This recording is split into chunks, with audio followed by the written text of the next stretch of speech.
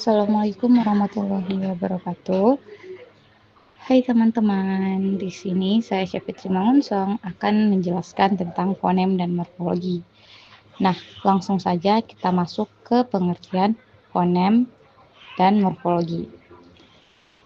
Menurut Knut Alpert, fonem adalah salah satu unsur bunyi yang penting yang menunjukkan kontraks makna. Sedangkan L.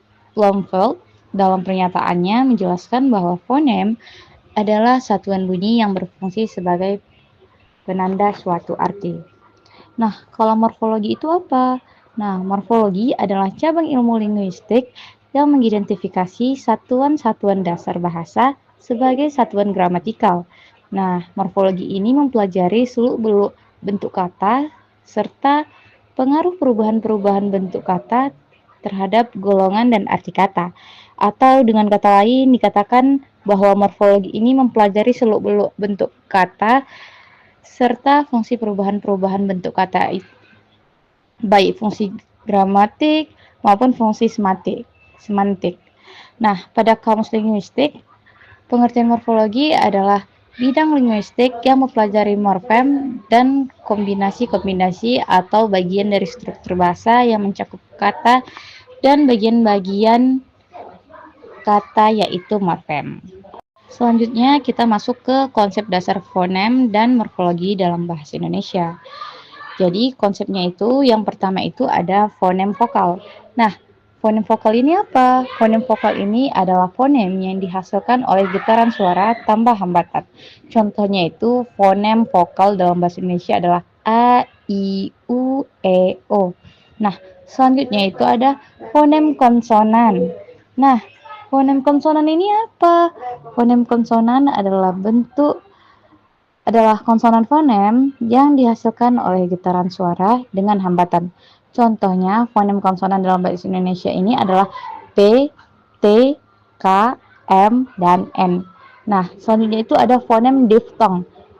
Fonem diftong ini apa?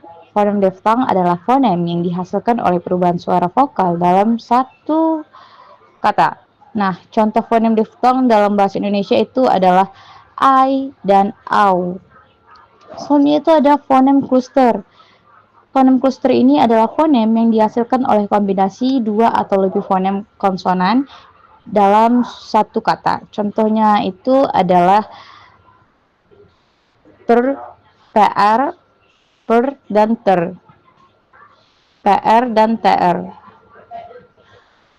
Next, selanjutnya kita masuk ke konsep dasar morfologi dalam bahasa Indonesia. Nah, konsep dasar morfologinya itu yang pertama itu ada morfem.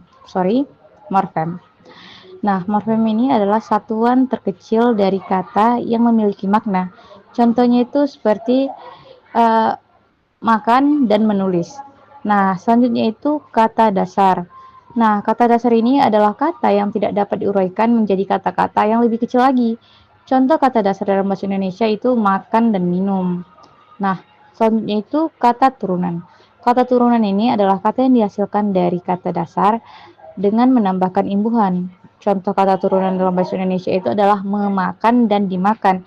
Imbuhannya itu berada di me-nya itu, memakan dan dimakan. Selanjutnya itu ada imbuhan. Nah, imbuhan ini adalah unsur yang ditambahkan pada kata dasar yang menghasilkan kata turunan. Contoh imbuhan dalam bahasa Indonesia itu adalah me, di, dan, kan.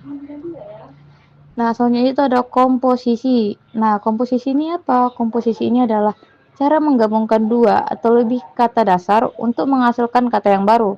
Contoh komposisi ini adalah kursi roda, sepeda motor. Nah, selanjutnya kita masuk ke hubungan fonem dan morfologi dalam pembentukan kata.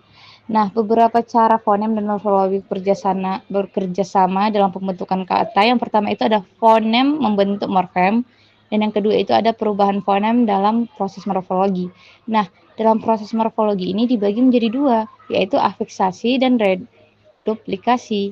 Nah, selanjutnya itu ada penyusunan kata dengan morfem dan perubahan fonologi. Nah, proses morfologis yang kompleks dapat melibatkan perubahan fonem yang disebabkan oleh aturan fonologis dalam bahasa. Sebagai contoh, dalam pembentukan kata jamak atau perubahan kata kerja dalam bahasa Indonesia, kadang-kadang jadi penghapusan atau penambahan vokal. Baik, next, selanjutnya kita masuk ke hubungan pembentukan kata. Nah, yang pertama itu ada proses morfologi dalam pembentukan kata. Nah, pembentukan kata dalam bahasa Indonesia itu melibatkan beberapa proses morfologis utama yang melibatkan fonem diantaranya, yaitu yang pertama itu ada derivasi, yaitu proses yang menciptakan kata baru dengan penambahan afkes pada kata dasar. Misalnya dengan penambahan an pada kata baca, kita mendapat kata bacaan. Soalnya itu ada infleksi atau infleksi ini adalah proses perubahan kata untuk menandakan kategori gramatikal seperti waktu, jumlah, atau aspek.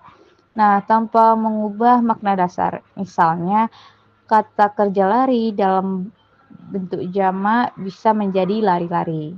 Oke, masuklah kita ke pembahasan terakhir, yaitu perkembangan kajian morfologi. Nah, perkembangan kajian morfologi ini telah dimulai di Eropa. Akan tetapi, apa yang dilakukan oleh Panini di luar Eropa tidak dapat dipandang sebelah mata. Bahkan, apa yang dilakukan Panini di India dianggap titik awal kajian bahasa modern.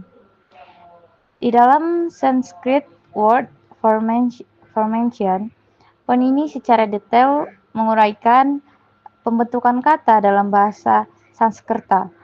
Ada menggarisbawahi konsep sinkronik, diskronik yang diajukan Saussure. Sangat relevan dalam